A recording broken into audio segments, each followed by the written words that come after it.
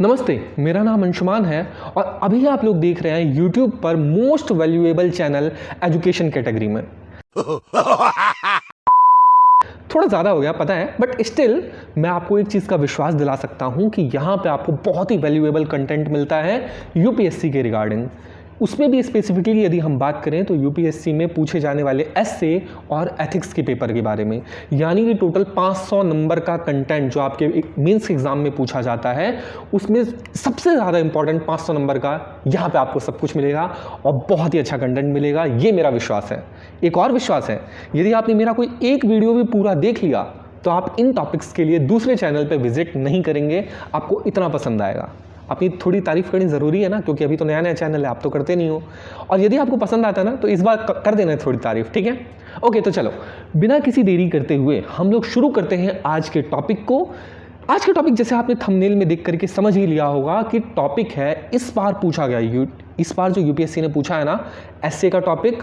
कौन कौन से टॉपिक्स थे मैंने पहले एक वीडियो बना के डाल दी थी कि इस बार कैसे टॉपिक्स पूछे गए, उनका वेटेज कैसा था, वो डिफ़िकल्ट था कि इजी था। एक छोटा सा एनालिसिस मैंने ऑलरेडी डाल दिया है, लेकिन अब बारी है उसे इन डेप्थ डिस्कशन की। तो इन डेप्थ डिस्कशन शुरू करते हैं कि 2022 में यूपीएससी ने एसए में क्या क्या टॉपिक्स पूछे, उसका आंसर हम क्या क्या लिख सकते थे, क्या लिखने से पॉइंट्स थोड़े बढ़ जाते, हमारे मार्क्स थोड़े इंक्रीज हो जाते, तो इन सब के ऊपर चर्चा करेंगे। लेकिन एक शिकायत मुझे आ रही थी कि जो अभी तक मैं वीडियो डालता था उसकी लेंथ थोड़ी अधिक हो जाया करती थी, तो मैं इस बार कोशिश कर रहा हूं कि इसे बहुत ही शॉर्ट में कंप्लीट करें। हालांकि आपको पता है एजुकेशन कैटेगरी में वीडियोज़ लंबी होती है and you have to be patient, आपको शांत रहना पड़ेगा, ध्यान से देखना पड़ेगा। तो चलिए बिना किसी देरी करते हुए अब वीडियो को शुरू करते हैं और बहुत मजा आएगा। आप लाइक किए बिना और कमेंट किए बिना नहीं जाओगे, मुझे विश्वास है इस चीज़ का। देखिए इस बार का हम लोग पहला टॉपिक उठाते हैं। देखिए सेक्शन ए में पूछा गया था 4 टॉपिक और सेक्शन बी में पूछा गया था 4 टॉपिक, दोनों में 4-4 टॉपिक थे। और जैसा कि मैंने आपको कहा कि इस बार फिलोसफिकल का वेटेज बढ़ चुका है। अब पिछले बार भी फिलोसफिकल एसेज काफ़ी पूछे गए थे, इनफैक्ट पिछले बार तो 8 के 8 टॉपिक्स जो थे वो फिलोसफिकल थे। इस बार एक टॉपिक ऐसा है जो उतना फिलोसफिकल नहीं है, हालांकि फिलोसफिकल का कंटेंट उसमें भी है बट उतना ज़्यादा नहीं। यहाँ पे आप उसे जीएस के नॉलेज के साथ आप वहाँ पे लिख सकते थे। तो आज हम लोगों ने वही वाला टॉपिक उठाया है कि कैसे उसमें जीएस के नॉलेज को आप उसमें इंक्लूड करेंगे और साथ ही फिलोसफिकल टच आप उसमें कैसे दे सकते हैं, उन सब के ऊपर। तो जो आज का टॉपिक हमने सेलेक्ट किया है वो सेक्शन ए, यूपीएससी 2022 में पूछा गया एसए का सेक्शन ए, क्वेश्चन ए। क्या था topic? Forest are the best case studies for economic excellence. Hindi में कहेंगे आर्थिक समृद्धि हासिल करने के मामले में वन सर्वोत्तम प्रतिमान होते हैं। इससे आप क्या समझते हैं? देखिए बहुत यदि हम साधारण शब्दों में समझें तो उनका कहने का अर्थ ये है, प्रश्न करने का तात्पर्य ये है कि जो वन है, जो जंगल है, हम उससे पता लगा सकते हैं किसी देश की आर्थिक स्थिति कैसी है। ठीक है, बहुत ही ईजी लैंग्वेज में, बहुत ही फ्लूइड लैंग्वेज में हम लोगों ने इसे समझा। बट अब हमारा दायित्व ये है कि हम इस टॉपिक को जस्टिफाई करें, इसको क्रिटिकली एनालाइज करें। यदि हम इसके पक्ष में हैं तो पक्ष में किस किस आधार पे हैं वो आधार यहाँ पे उल्लिखित करें, यहाँ पे हम लोग मेंशन करें। यदि हम इस विषय के विपक्ष में जा रहे हैं तो किस आधार पे विपक्ष में जा रहे हैं वो भी लिखें और अंत में हम इसका कंक्लूजन किस हिसाब से करें, ताकि एक समग्र एनालिसिस जिसे हम कहते हैं कि एक समग्र रूप से हम इसके ऊपर विवेचना करते हुए इसको निष्कर्ष तक ले जाना है। ठीक है, तो सबसे पहले हम देखते हैं कि क्या ऐसा सच में है कि किसी भी देश में वन की जो स्थिति है उनकी आर्थिक स्थिति को दर्शाती है। अब इसके लिए हमें सोचना पड़ेगा कि आर्थिक स्थिति का अर्थ क्या। ठीक है, आर्थिक स्थिति का अर्थ क्या, हम उसे किस टर्म में मेजर करते हैं। तो आपके दिमाग में 2 चीज़ आ रहा होगा, जीडीपी, जीएनपी। जीडीपी भी आपके दो टाइप का आ रहा होगा कि पीपीपी के बेस्ड पे, या फिर परचेजिंग पावर पैरिटी जो मैं कह रहा हूँ वो, या फिर नॉमिनल जीडीपी।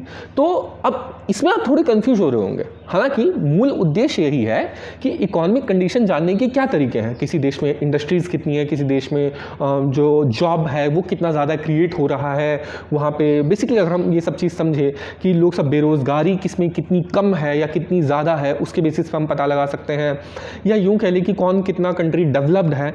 इन सब टॉपिक्स को जो हम एनालाइज करेंगे तो वहाँ से हमें पता चलेगा कि क्या इनमें कोई रिलेशन है कि नहीं है। ठीक है, आई होप ये आपको क्लियर होगा। अब बात ये आती है कि वन के माध्यम से हम कैसे पता लगा सकते हैं। तो अब सोचिए यहाँ पे हम लोग बात किस किस सेक्टर की करते हैं, अपनी जीडीपी में किस किस चीज़ का योगदान होता है। प्राइमरी सेक्टर पहला, ठीक है, दूसरा होता है सेकेंडरी सेक्टर और तीसरा होता है टर्शरी सेक्टर। ठीक है, टर्शरी सेक्टर में क्या होता है, सर्विस सेक्टर की बात हम करते हैं, जिसमें कि हम लोग अपनी कोई सर्विस प्रोवाइड किया करते हैं। ठीक है, सेकेंडरी सेक्टर क्या हो गया, मैन्युफैक्चरिंग का सेक्टर, जहाँ पे हम लोग कोई चीज़ मैन्युफैक्चर करते हैं फैक्ट्रीज वगैरह के थ्रू। लेकिन एक प्राइमरी सेक्टर होता है। प्राइमरी सेक्टर में क्या क्या चीज़ आता है, देखिए उसमें आता है आपका जो खेती बाड़ी है वो आती है, फिर फिशरीज आ गया, लाइव स्टॉक्स आ गया, जो पशुपालन वगैरह हम कहते हैं, तो ये सारी प्राइमरी एक्टिविटीज़ कही जाती है। प्राइमरी क्यों कही जाती है, क्योंकि हम जब प्राइमरी एज में थे, स्टार्टिंग के फेज़ में थे, हम उस समय भी ये चीज़ को कर रहे थे, आज भी हम इसी चीज़ को फॉलो कर रहे हैं, तो ये प्राइमरी स्टेज हुआ। किंतु वन के ऊपर निर्भर रहना, ये कौन सी स्टेज में माना जाएगा, क्या हम वन के ऊपर निर्भर हैं?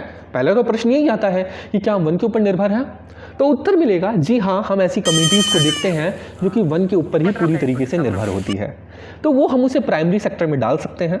इनिशियल प्राइमरी सेक्टर जिसे हम कहते हैं, एकदम स्टार्टिंग वाले फेज़ का एग्रीकल्चर, उससे ज़्यादा डेवलप होता है। ठीक है, तो यहाँ पे हम लोग एक चीज़ तो समझ पा रहे हैं कि जो वन है, वन का कुछ तो योगदान है अपने देश में, अपने देश की जीडीपी में, तो हम इससे बता सकते हैं कि कोई रिलेशन तो है कि हम इकॉनमी देश की और वन को कंपेयर कर सके। इतना तो समझ आ रहा है, क्योंकि हम देखते हैं कितने सारे ट्राइबल पॉपुलेशंस हैं, कितने सारे ट्राइबल ग्रुप्स हैं जो आज भी वही करते हैं, जंगल के कुछ जो रिसोर्सेज हैं उन्हें थोड़ा बहुत बेच करके, या फिर ये कहें कि उनसे अपना लकड़ी जला करके किसी भी हिसाब से उनके ऊपर निर्भर रहते हैं। ठीक है, इतना हमें क्लियर हुआ। अब बात आती है कि क्या हम ये कह सकते हैं कि जंगल के ऊपर कोई देश निर्भर करता है, जेन्युइनली एक बड़े स्तर पे निर्भर करता है? तो इसके लिए हमें ना थोड़ा डाटा देखना पड़ेगा। ठीक है, डाटा क्या क्या है, देखिए पूरे देश की यदि हम बात करें, ठीक है, पूरी दुनिया की यदि हम बात करें, अभी हम दोनों कैटेगरी देखेंगे, देश की कैटेगरी देखेंगे, दुनिया की कैटेगरी देखेंगे, हमारा देश वहाँ पे कहाँ पे लाई करता है, हम उस चीज़ को भी देखेंगे। तो यदि हम देखें ना, तो ग्लोबली, यदि हम ग्लोबली बात करें, तो ग्लोबल जीडीपी में जो वनों का जो कॉन्ट्रीब्यूशन है वो अराउंड 2% है। बहुत बड़ा नंबर है। आप सोच के देखिए कि जितनी ग्लोबल जीडीपी है उसका 2%, 2% वन पे आधारित है। अब सोचिए कि हर 100 में से 2 आदमी यदि आप कहें तो वन के ऊपर निर्भर करता है, या आप ये कहें कि हर 100 रुपया जो आपके पास आता है उसमें से 2 रुपया वन के ऊपर आधारित प्रोडक्ट के बेसिस पे आता है, तो इसमें कोई अतिशयोक्ति नहीं है। यानी कि एक बहुत ही मेजर कंट्रीब्यूशन है वनों का हमारे जीडीपी में। तो इससे ये तो सिद्ध हो जाता है कि वनों का कंट्रीब्यूशन है हमारे वर्ल्ड में। हम इससे पता लगा सकते हैं, कहीं ना कहीं हम रिलेट कर सकते हैं कि वन में और जीडीपी में, या ये कह लें कि इकोनॉमिक कंडीशन में कुछ ना कुछ तालमेल तो है। किंतु अभी हमें यहाँ पे रुकना नहीं है, यहाँ पे अभी हमें ये चीज़ को इस्टेब्लिश करना है कि कैसे वो तारतम्य है। एक पॉइंट हम लोगों ने देखा कि वर्ल्ड के जीडीपी का 2%, ठीक है, लेकिन अब प्रश्न ये नहीं कहा है, प्रश्न ये है हमारा एस्से का, निबंध का, कि जो वन है हम उससे पता लगा सकते हैं इकोनॉमिक कंडीशन किसी देश की, या किसी देश की इकोनॉमिक एक्सेलेंस की, कि वो कितना आगे बढ़ा है। कैसे ये इस्टेब्लिश हो पा रहा है कि मतलब अगर कोई 2% है भी अगर ग्लोबल जीडीपी का, तो क्या हम इसे ये इस्टेब्लिश कर पा रहे हैं क्या कि ये इकोनॉमिक एक्सेलेंस की बात, कि भाई दुनिया एक्सेलेंट है या दुनिया बहुत क्या, इससे कुछ इस्टेब्लिश हो रहा है? नहीं, ये हम लोगों ने स्टेपिंग स्टोन रखा।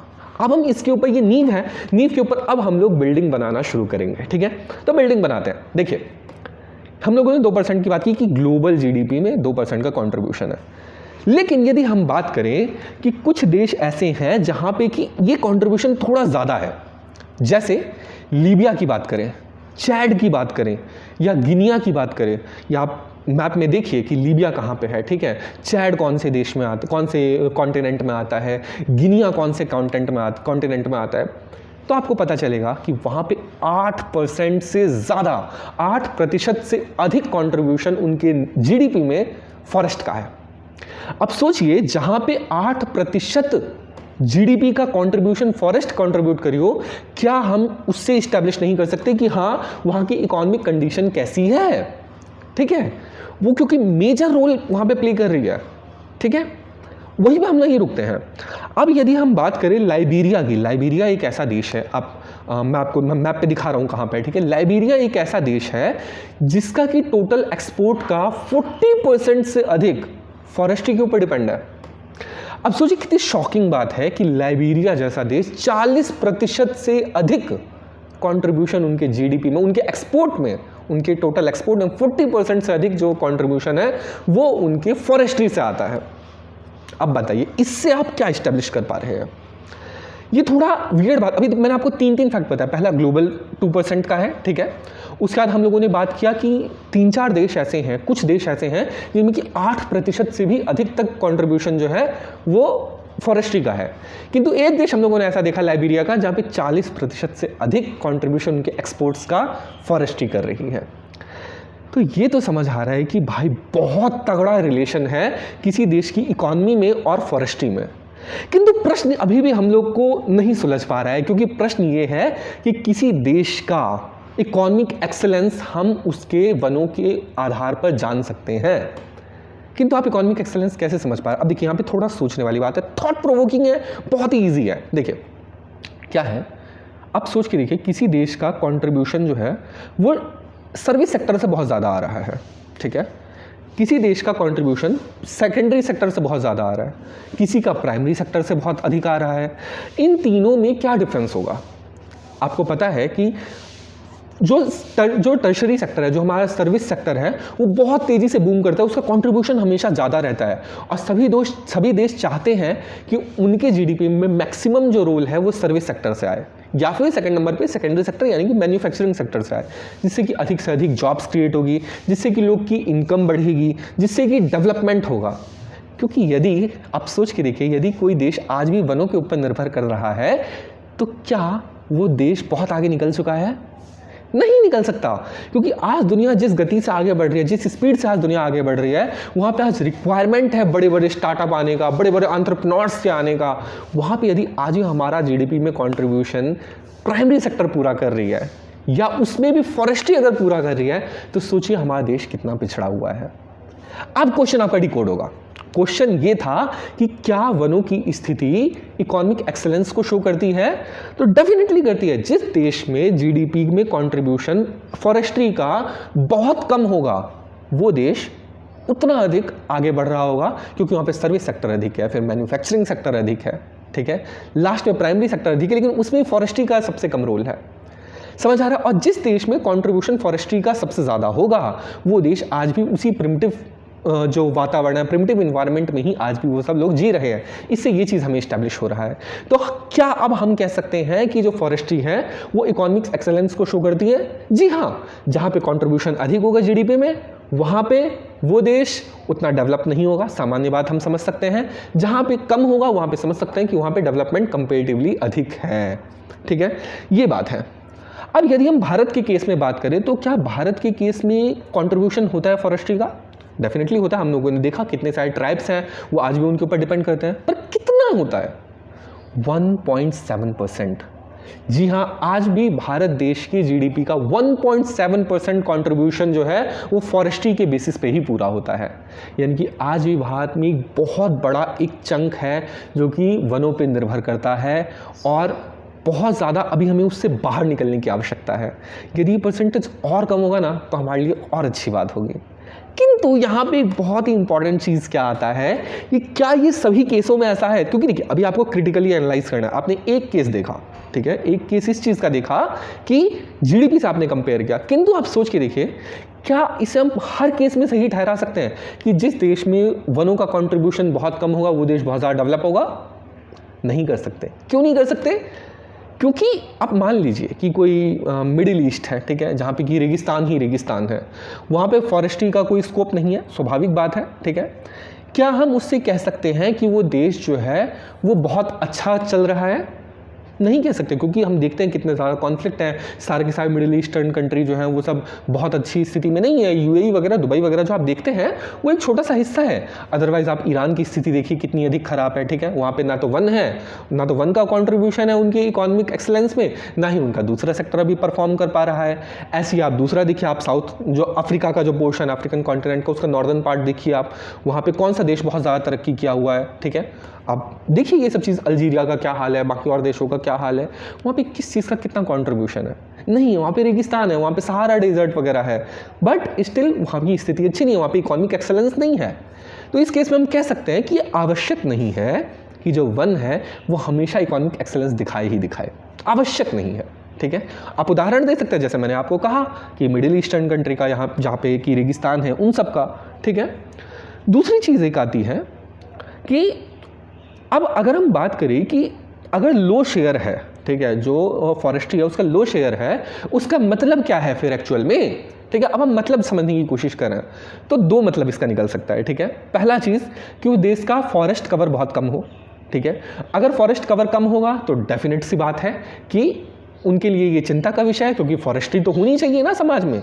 आप सिर्फ इकोनॉमिक एक्सेलेंस लेके क्या कर सकते हो, कुछ नहीं, ठीक है। इकोनॉमिक एक्सेलेंस आएगी भी नहीं, क्योंकि आपका हेल्थ के ऊपर भी बहुत ज़्यादा खर्चा होगा। आप समझ सकते हैं इस चीज़ को, क्योंकि अगर पेड़ नहीं होंगे तो आपको कितनी सारी समस्या होगी, आप समझ सकते हैं, ठीक है।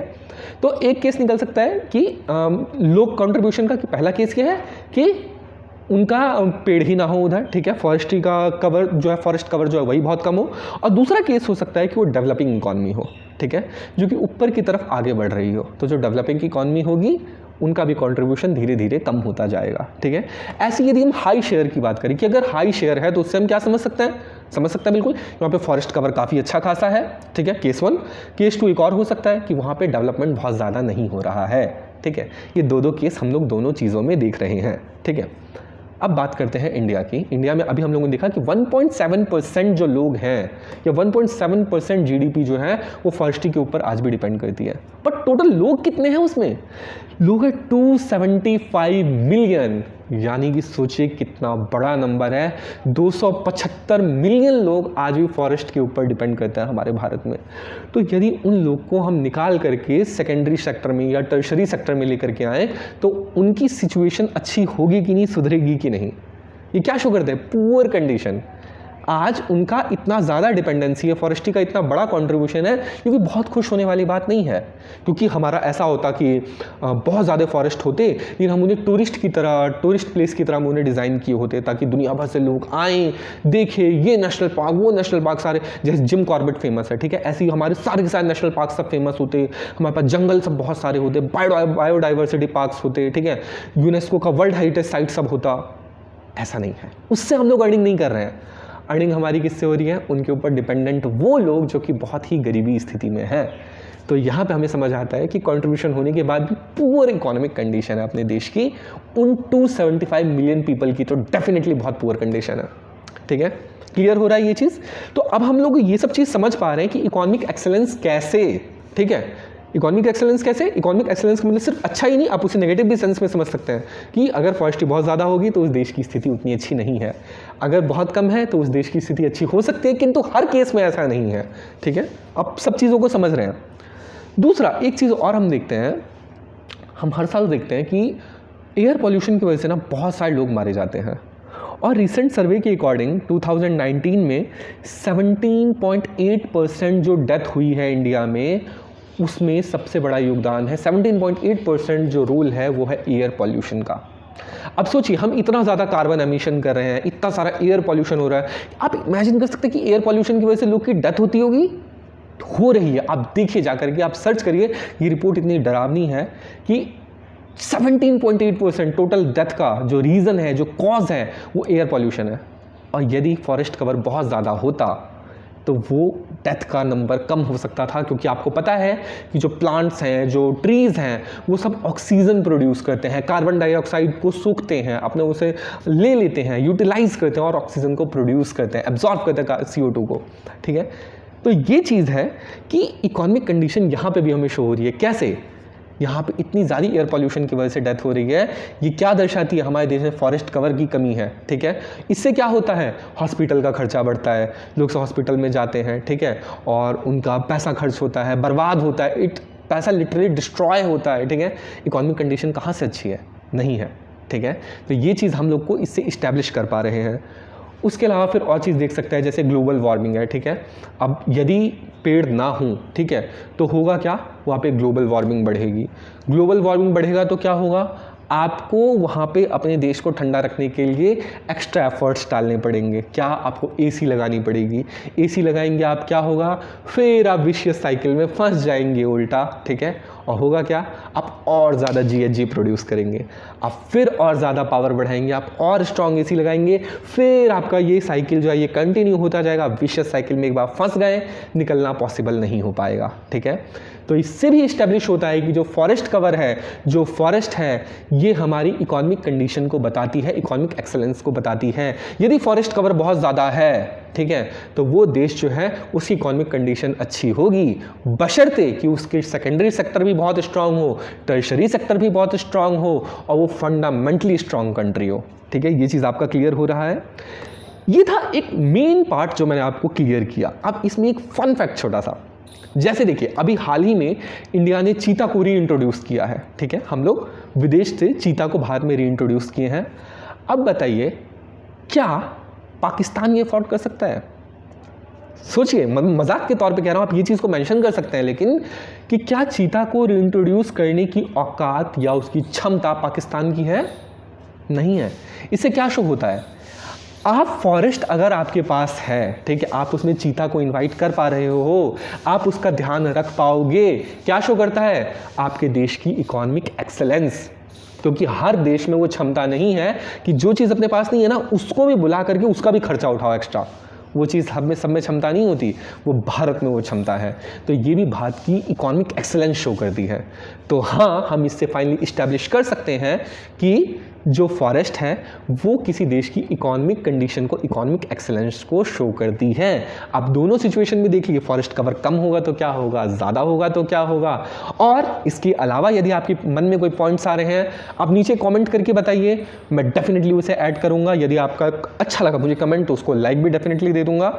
और इस वीडियो को आज हम एंड करते हैं। पहले मैं 40-40 मिनट की वीडियोस बनाता था, इस बार 21 मिनट और 30 सेकंड के लगभग की है। मिलता है आपसे नेक्स्ट वीडियो में, तब तक के लिए बाय बाय।